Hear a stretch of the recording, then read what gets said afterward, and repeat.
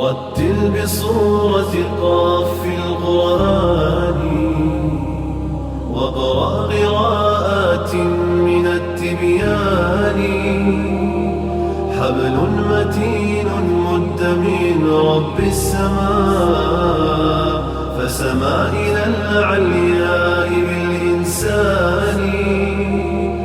هو للقلوب ربيعها وجلاؤها وملاذها من قسوة الأحزان.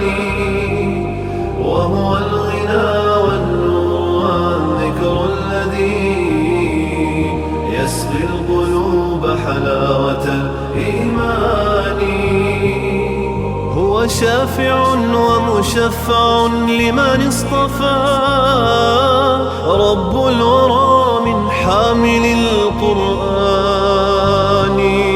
الحافظون الماهرون تعاهدوا آياته متشابها ومثاني.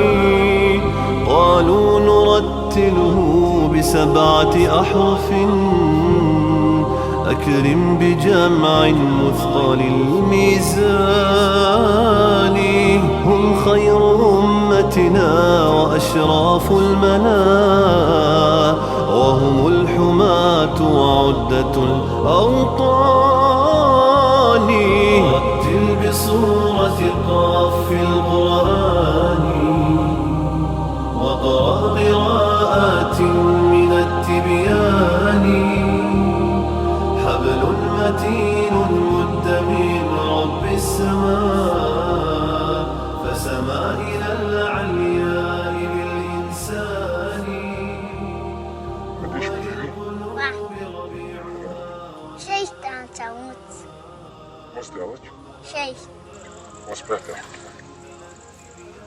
دقة الله تاخدي شاسكودي هو يقوم من مستنام المعقوبات كده جدا خبوة خبي ولو قد زمش تحت محمد ما شاء الله مقصيك لو ليك هو محمد الله